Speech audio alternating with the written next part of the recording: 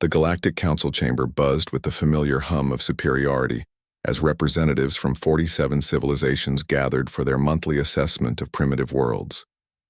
Ambassador Zexhai of the Veltar Empire adjusted his ceremonial robes, savoring the moment he'd waited cycles for.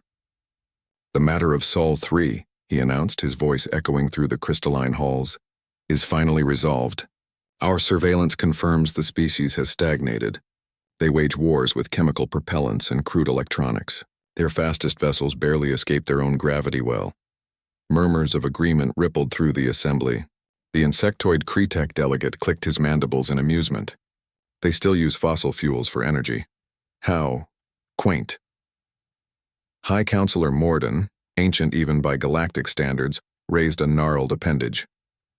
The Sol system has been monitored for over 300 local years. Initial promise, yes, but clearly they've reached their evolutionary ceiling. The motion to classify their world as irrelevant is hereby approved, the chamber chorused. Earth's file was archived, its location marked with the dreaded red symbol that meant no further interest. The humans would live out their brief existence in peaceful ignorance, forever trapped in their tiny corner of the galaxy. That was 18 months ago. Today, Admiral Kessetha of the Third Fleet stared at her tactical display in growing horror. The red alerts had been cascading for the past hour, each one more impossible than the last. "Ma'am," her communications officer stammered, "we're receiving surrender requests from 17 border colonies. They all report the same thing, dark clouds blocking out their suns followed by complete military capitulation." The Admiral's tentacles twitched nervously. Surrender to whom? The Veltar? The hegemony? Unknown, ma'am. They just keep saying the swarms came from Sol. Sol. That primitive backwater they dismissed as irrelevant. Kessetha pulled up the archived file, her multiple eyes scanning the outdated intelligence reports. Chemical rockets, nuclear weapons, radio communications. Nothing that should concern a civilization that had mastered faster than light travel millennia ago. The tactical display chimed. New contacts, thousands of them, approaching from the edge of the system. Her sensors struggled to get clear readings.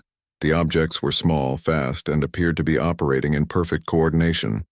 "Visual contact established," her tactical officer announced.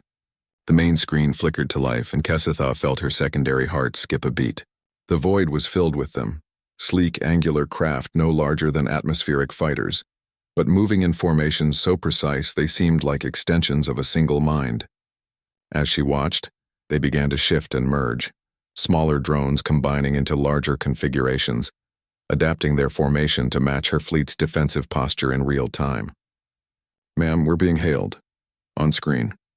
The image that appeared was unlike anything in the Council's databases.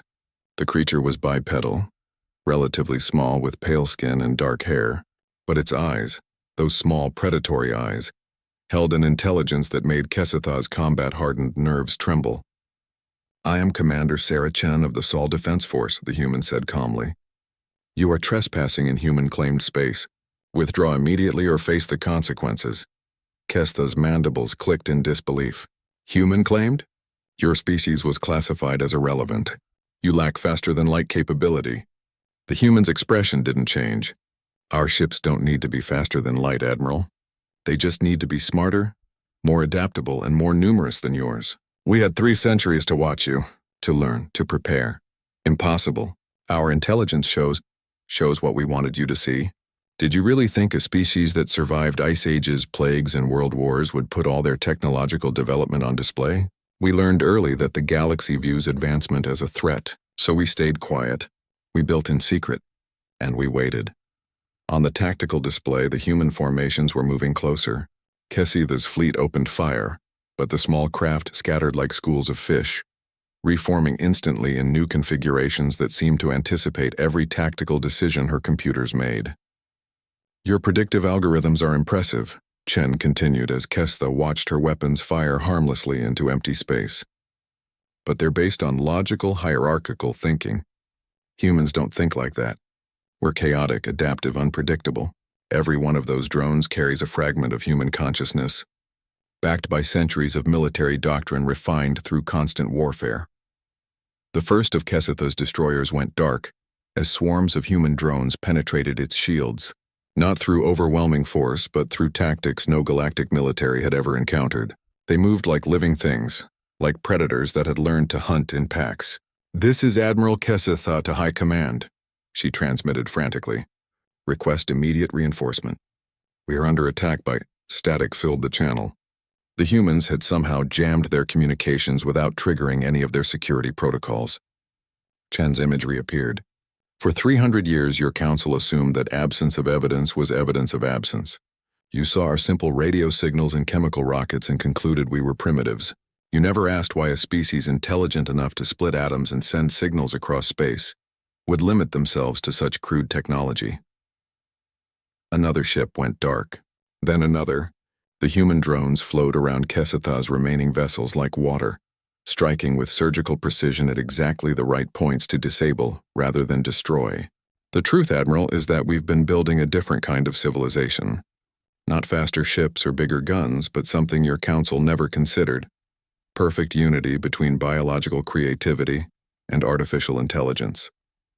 Every human child grows up connected to our quantum network. Every drone shares the cumulative experience of our entire species.